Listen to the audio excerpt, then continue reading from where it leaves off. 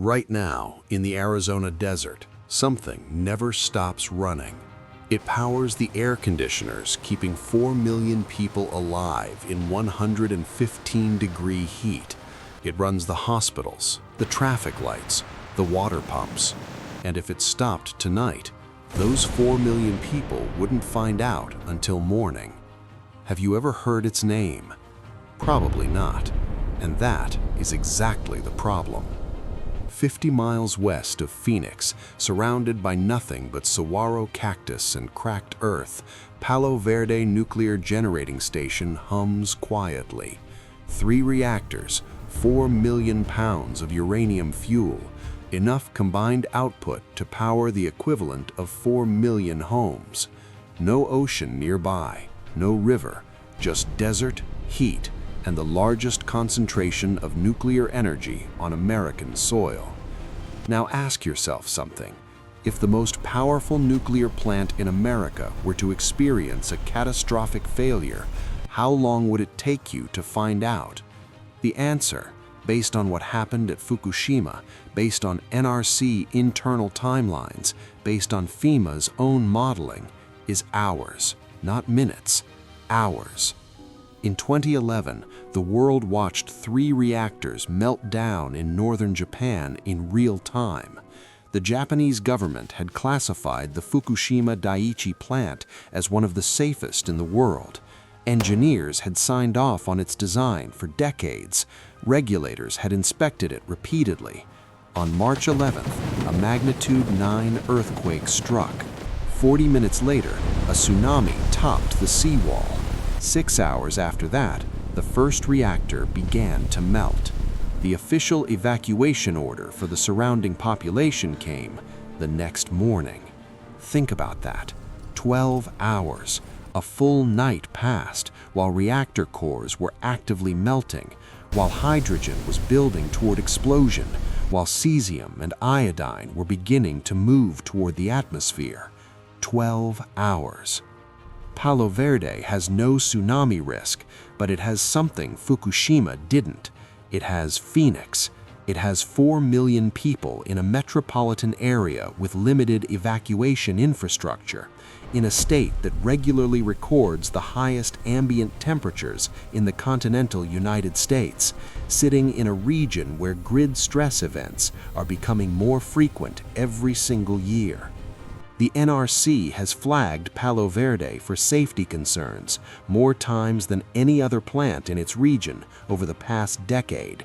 Cooling system anomalies, equipment degradation, procedural violations.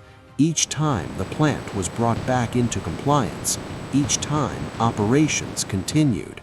But here's what most people don't know. Every single one of those flags represents a moment where the system was tested, and every test is a real test. What happens when the system finally fails the test? That's not a hypothetical question. That's a scenario nuclear engineers have modeled, that FEMA has wargamed, that the NRC has quietly published consequence analyses for. And what those documents reveal should concern every person who has ever turned on a light switch in the American Southwest.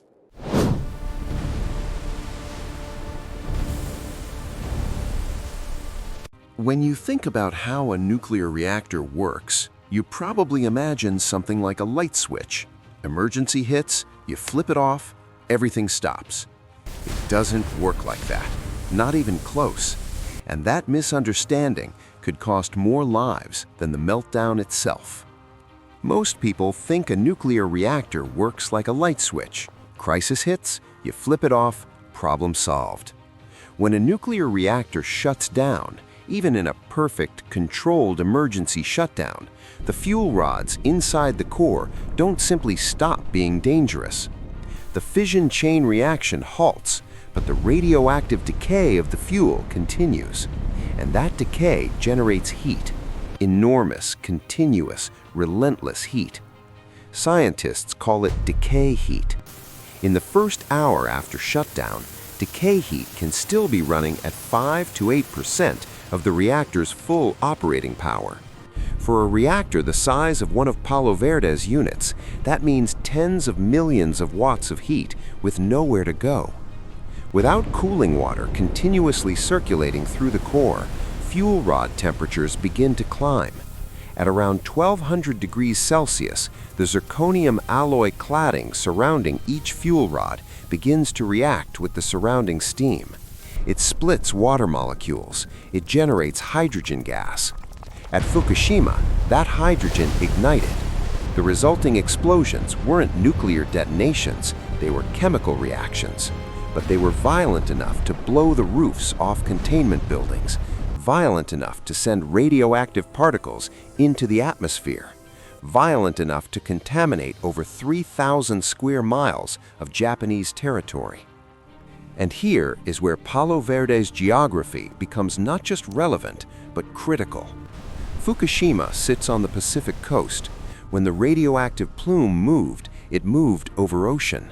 The contaminated water that leaked from the plant flowed into the sea. The surrounding terrain absorbed some of the fallout. Palo Verde sits in a landlocked desert. If a major release occurs, the plume moves with the wind.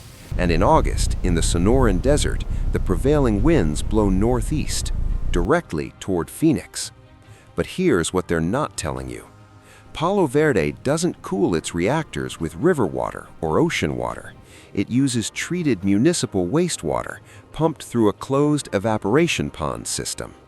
In a prolonged blackout scenario, backup diesel generators power the cooling pumps. That's the last line of defense between 4 million pounds of uranium and an uncontrolled meltdown. Diesel generators. The NRC and FEMA have modeled a scenario they call station blackout, a simultaneous loss of both external grid power and backup generation. After Fukushima, the NRC required all American plants to install additional portable backup equipment under the FLEX program. Palo Verde complied. The equipment exists.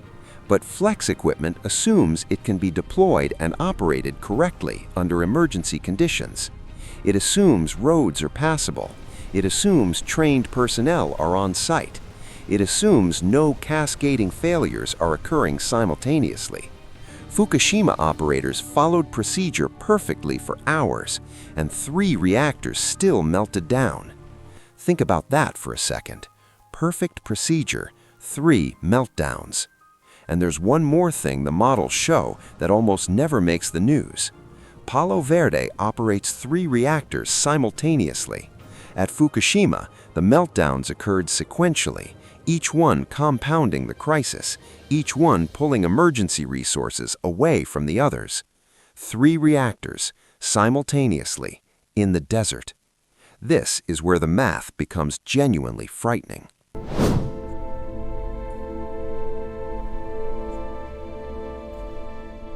Here's something every major nuclear disaster in history has in common. By the time the public found out, it was already too late to make the most important decisions. At Chernobyl, people went to work the next morning. At Fukushima, children went to school. Nobody knew because nobody told them. Now let me walk you through that Tuesday morning, minute by minute. It's a Tuesday, August 19th, 6:47 a.m. Phoenix is already 93 degrees. A record heat wave has been gripping the southwest for 11 straight days. Power demand across the regional grid has been running at 96% of maximum capacity since Saturday. At 6:52 a.m., a cascading overload failure propagates through a transmission substation east of Buckeye. It happens in 4 seconds. External grid power to Palo Verde drops to 0. Backup diesel generators engage automatically. Standard procedure. The control room registers the transition. Operators follow protocol. At 7:11 a.m., a pressure sensor in the primary cooling loop of Reactor 2 shows an anomalous reading. It has happened before. Sensor glitches are not uncommon in aging infrastructure. A technician is dispatched to verify. At 7:29 a.m., The sensor reading is confirmed as real. The cooling pump is losing flow rate. Core temperatures in Reactor 2 begin to rise. You're in Chandler, Arizona, 22 miles from the plant. You're getting your kids ready for school. You have no idea any of this is happening. At 8:14 a.m., Palo Verde declares a site area emergency, the second highest alert level in the NRC's 4-tier classification system. This triggers notification of state emergency management officials and the NRC Operations Center in Rockville, Maryland. No public alert has been issued. At 9:02 a.m., fuel rod temperatures in Reactor 2 cross the first critical threshold. The on-site emergency director recommends escalation to general emergency, the highest classification level. This triggers mandatory protective action recommendations for the surrounding population. The public alert goes out at 9:47 a.m., nearly 3 hours after the initial failure. You're still in Chandler. You're at work now. Your kids are at school. Your phone buzzes with an emergency alert. It tells you to evacuate immediately. It gives you no destination, no timeline, no explanation of what is happening 11 miles to your west. The I-10 westbound is already at a standstill. The I-10 eastbound, the route away from the plant, is filling rapidly. Local gas stations are reporting lines. Cell towers begin dropping calls as network capacity is overwhelmed. Here's what the NRC's emergency preparedness guidelines say should happen. The 10-mile emergency planning zone around Palo Verde, a circle containing roughly 300,000 people, should be fully evacuated. Potassium iodide tablets should be distributed to residents within that zone. Here's what the atmospheric dispersion models from Sandia National Laboratories actually show. Depending on wind speed and direction, a major radioactive release from Palo Verde could deposit measurable contamination across the Phoenix metropolitan area within 6 to 8 hours of the initial breach. 6 to 8 hours. And the evacuation plan for Phoenix has never been fully tested. Not once. But here's what they're not telling you. The 10-mile evacuation zone is a planning artifact from the 1970s, based on computational limitations of that era, not on modern atmospheric modeling. A 2021 NRC study quietly acknowledged that protective action recommendations may need to extend significantly further than 10 miles in a large release scenario. The zone hasn't been updated, the plan hasn't been tested, and the clock on that August Tuesday is running.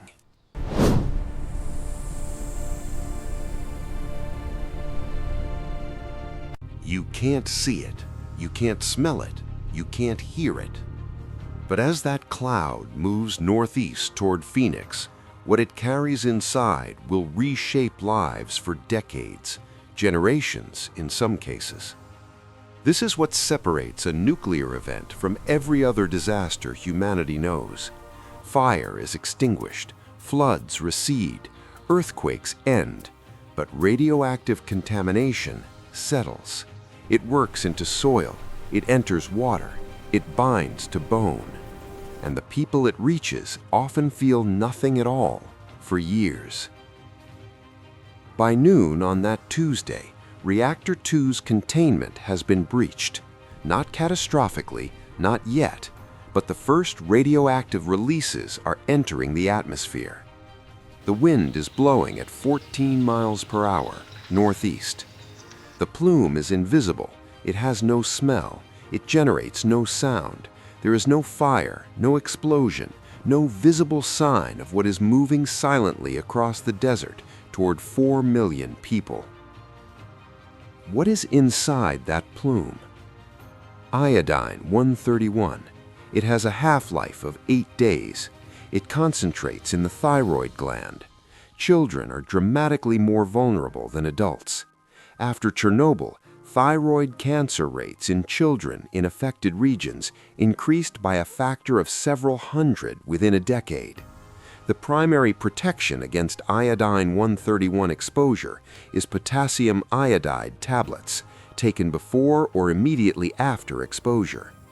After the plume passes, it's too late. Cesium-137, half-life of 30 years. It deposits in soil, in crops, in the dust that blows across the desert for decades. It enters the food chain. It concentrates in muscle tissue. The exclusion zone around Chernobyl covers over 1,000 square miles. 38 years later, it remains uninhabitable. Strontium-90, the most insidious of the three. It chemically mimics calcium. When it enters the body through contaminated food or water, the skeleton incorporates it as if it were bone. It irradiates bone marrow from the inside for the rest of a person's life. These are not theoretical hazards. These are documented, measured, epidemiologically confirmed consequences drawn directly from Fukushima and Chernobyl data. And now consider this. The Colorado River watershed lies within the potential contamination radius of a major Palo Verde release. The Colorado River supplies drinking water to 40 million Americans across 7 states. It irrigates farmland that produces a significant portion of the vegetables consumed on the East Coast during winter months. 40 million people, one watershed. But here's what they're not telling you. Arizona's potassium iodide distribution program covers residents within 10 miles of Palo Verde. The state has pre-positioned Ki tablets for approximately 300,000 people in the immediate zone. Phoenix is 35 miles away. The 4 million people of metropolitan Phoenix have no pre-positioned Ki supply, no distribution plan, no guidance beyond a general recommendation to shelter in place and await further instructions. Shelter in place, in homes with no radiation shielding, in a city where the temperature on that August Tuesday is still 104 degrees at 6 p.m. The GAO published a report in 2023 examining nuclear emergency preparedness for large metropolitan areas near nuclear facilities. The findings were direct. Significant gaps exist in state and local capacity to protect populations beyond the formal planning zones. Communication systems between plant operators, state officials, and the public remain fragmented. Training exercises routinely fail to capture the complexity of a multi-reactor event. The report made no national headlines. This is the part that should keep you awake at night. Not the meltdown itself, the silence around it.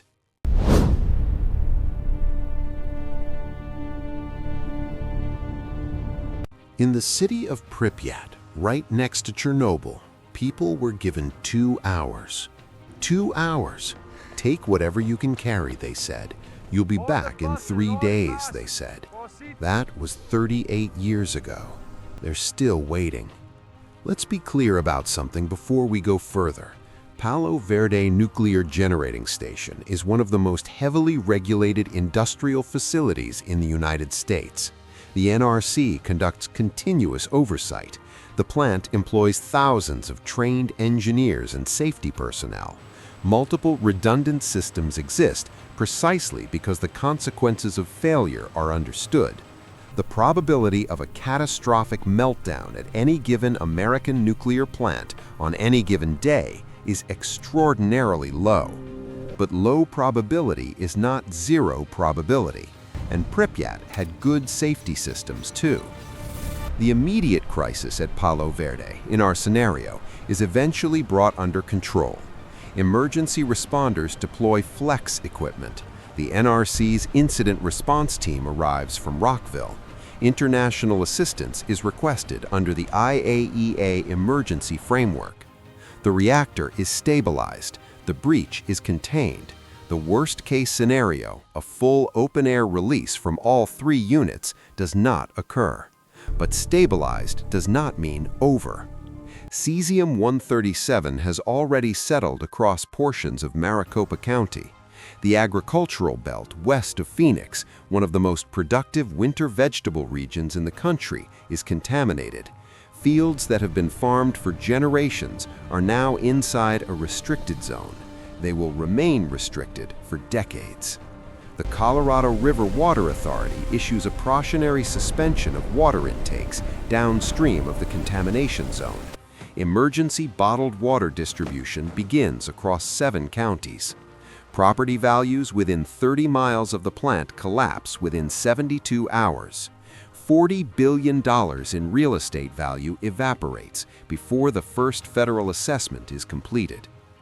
14 years after Fukushima, over 30,000 people have still not returned to their homes in the evacuation zones. Not because radiation levels prevent return in all areas, but because the communities no longer exist in any meaningful sense. Schools closed, businesses left, the social fabric dissolved.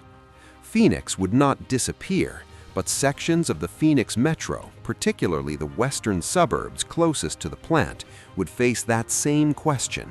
Not just whether the radiation allows return, but whether the life that existed before can ever be reconstructed. Here is the final piece of the story that almost never gets told. The people most likely to survive a nuclear emergency are not the ones closest to the best equipment. They are the ones who knew before anything happened exactly what to do in the first 3 hours. Because in a radiological event, the first 3 hours are everything. The difference between those who acted immediately at Fukushima and those who waited was measurable in lifetime radiation dose: 3 hours. NOAA climate projections indicate that extreme heat events in Arizona will increase in both frequency and severity through 2050. Every heat event stresses the grid. Every grid stress event tests the backup systems. More tests, more chances for a result nobody wants. The system is safe, remarkably, impressively safe. But the question worth asking is not whether the engineers have done their job.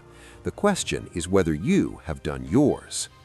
The people of Pripyat were given 2 hours. They were told they would be back in 3 days.